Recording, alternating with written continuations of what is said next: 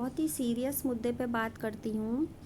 किसी ने एक क्वेरी की थी कि वो जो है सेंट्रल स्कूल में टीचर हैं और बीओ की प्रिपरेशन कर रहे हैं, बट उन्होंने कोई न्यूज़ सुनी जिसमें कुछ बीओज़ जो हैं वो बैक चले गए अपनी टीचिंग पोस्ट पर।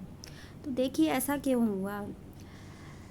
हर जॉब में कुछ निगेटिविटी होती है, कुछ पॉजिटिविटी होती है। यही ज़िंदगी का भी फ़लसफ़ा है कि आधी आपका हमेशा तो ऐसा नहीं कि आपकी ज़िंदगी स्मूथ चलती रहे, उसमें अप्स एंड डाउन्स आते हैं। तो जब हम कोई जॉब करते हैं तब हमको उसकी अच्छाइयाँ भी पता चलती हैं, उसकी बुराइयाँ भी पता चलती हैं। पर और टीचिंग जॉब भी ऐसा ही है कि अगर आप में उसको अच्छाइयाँ लगती हैं कि आपका एक लिमिटेड टाइम पीरियड है, तो कुछ आपको उसमें बैड भी दिखाई पड़ता होगा कि आपको वो रिकॉग्निशन नहीं मिल पा रहा है।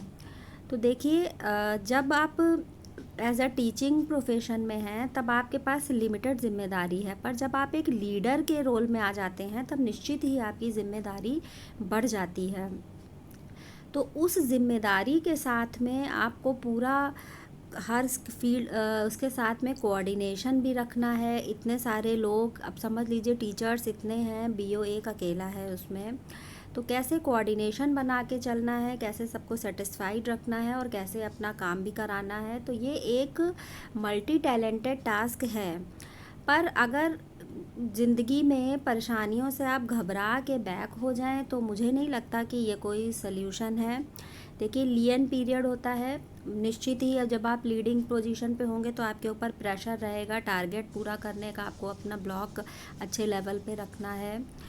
निश्चित ही आपकी उसकी जवाबदेही तय करी जाएंगी। तो अगर आप इन सब चीज़ों को फेस करने के लिए तैयार हैं तो बिल्कुल आप आगे बढ़िए। पर अगर आप अपनी स्मूथ लाइफ चाह रहे हैं, बिल्कुल एक टाइम शेड्यूल चाह रहे हैं, फैमिली के लिए टाइम चाह रहे हैं, तो आप जहाँ पर हैं आप बिल्कुल सही जगह पर हैं। क्योंकि चैलेंजिंग जॉब है और टाइम शेड्यूल कुछ नहीं रहता है। तो ये सब चीज़ें अगर आप फेस कर सकते हैं, देखिए फील्ड वर्क कोई भी होता है वो चैलेंजिंग ही होता है। तो उसको अगर आप फेस करने में डर रहे हैं, नहीं करना चाह रहे हैं, तो आप बिल्कुल भी, जैसे एक एसडीएम की पोस्ट होती है, बहुत चैलेंजिंग पोस्ट होती है, पर हर कोई एसडीएम बनना चाहता है। पर अगर सुकून चाहिए तो आप जहाँ पर हैं आप बिल्कुल अच्छे हैं। तो चैलेंजेस और सुकून एक साथ तो नहीं आएंगे। तो पोस्ट के साथ में ज़िम्मेदारी आती है, पोस्ट के साथ में चैलेंजेस आते हैं। आप और हर पोस्ट में अच्छाइयाँ और बुराइयाँ होती हैं, तो हमें अच्छाइयाँ देखनी चाहिए, बुराइयों को छोड़ देना चाहिए। यही स्ट्रैटेजी होनी चाहिए। All the best.